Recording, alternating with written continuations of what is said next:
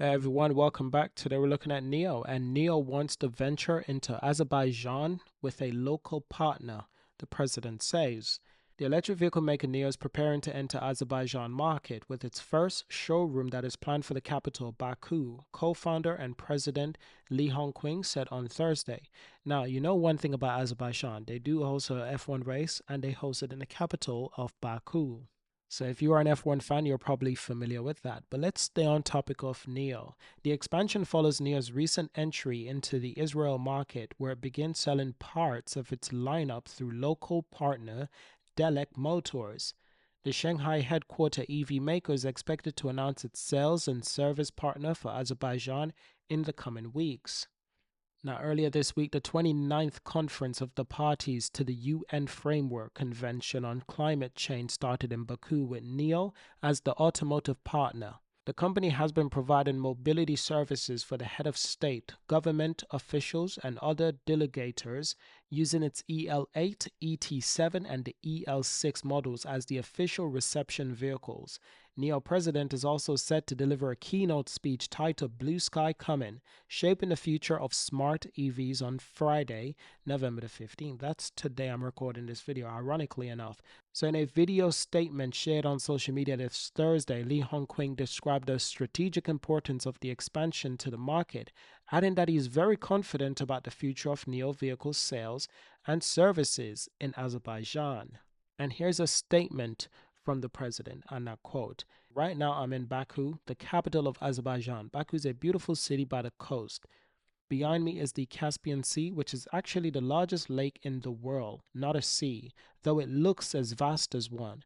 On the other side of the sea lies Kazakhstan." End quote. So Quinn went on to highlight the significance of Azerbaijan as part of the Chinese Belt and Road Initiative. Azerbaijan is an important country along the Belt and Road Initiative, he said, and serves as a key transit hub linking Russia to the Middle East. "I'm here for two purposes," he said. He also said, "First, we've established a vehicle sale and service partnership in Azerbaijan, and I'm here to meet and sign with our partners." End quote. He also noted NIO's participation in the COP29, with NIO being one of the few companies invited to participate in the conference. "So I'm representing in the company here. These two events combined have brought me on this business trip." So that is really, really interesting. NIO is continuing to expand. They have paused the expansion in European countries for some time. But let me explain to you what that exactly means. NIO is currently in a few European countries such as Norway, Sweden, Denmark, Germany, and I think Belgium as well.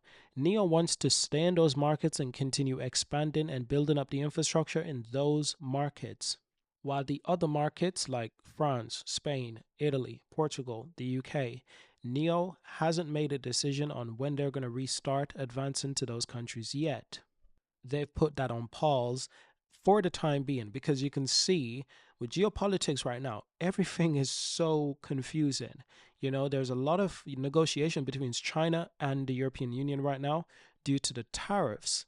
And so far, they haven't really made, any massive progress on, having some agreement on how China and European Union are going to go forward with doing business with each other, while protecting their interests. In other words, allowing Chinese companies to come into the European Union, sell vehicles, but, the European Union wants as much in return as possible. These Chinese companies, they just want to sell vehicles. They don't really want to get into the politics of everything. But fortunately for China, they are leading the way in electrification. Unfortunately, they kind of need other markets to expand to truly be successful.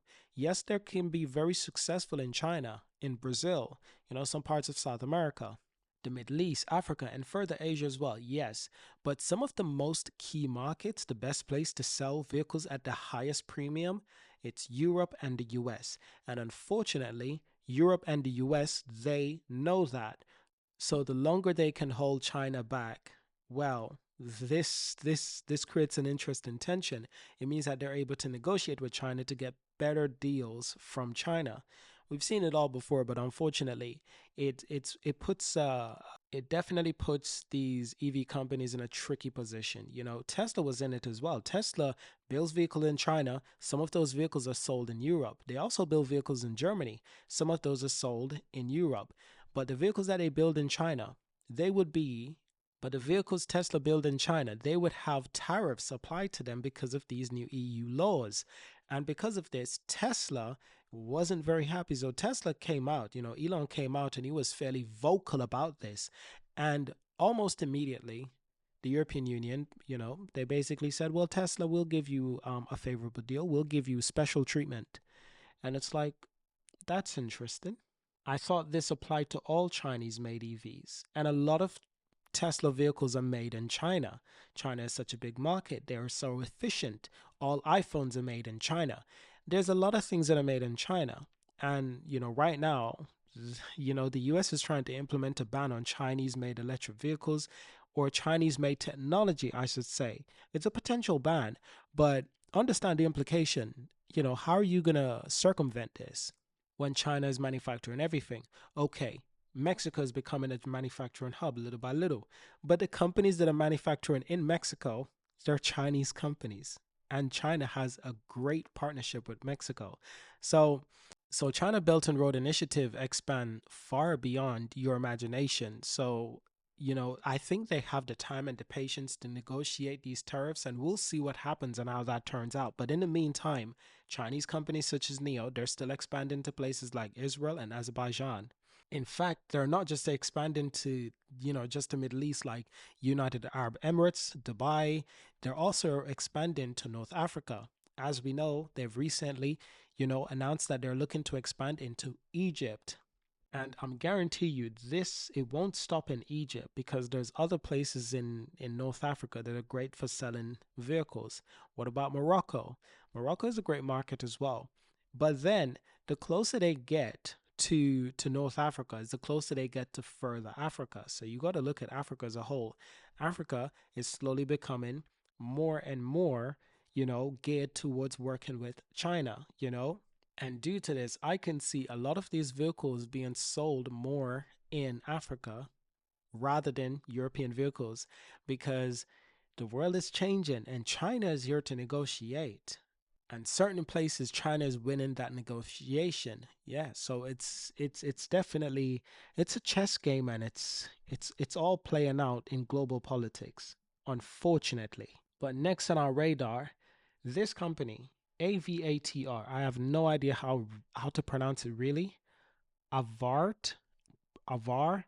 Okay, Avar plug-in into NIO's charging network, previously known as Shanghai NIO, plugged into NIO's charging network, becoming the 14th brand to do so.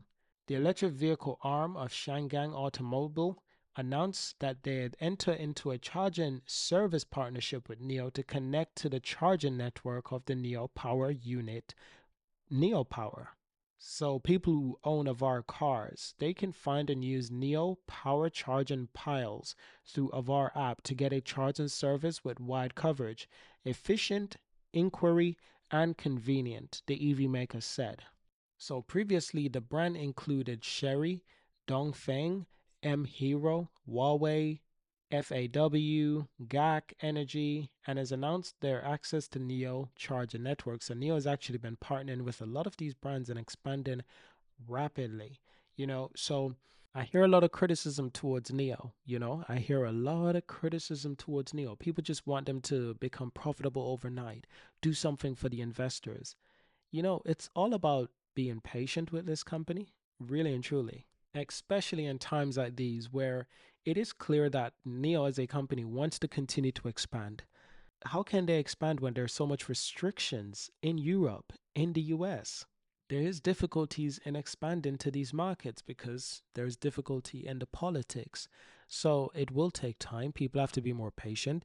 This is not financial advice, but it's fairly obvious that NIO is a great EV company. It will be one of the top EV companies worldwide, but it does take time. It has great leadership. There is no doubt about that. I think they're doing things the right way. But a lot of people are not willing to be patient. You have to be patient if you want to invest in this company long term. If not, then Not financial advice, but if not, then you're probably wasting your time. But this is where we will end this video. So I hope you enjoyed this video. Thank you for watching. Subscribe, and I will see you in the next video. Okay? Peace.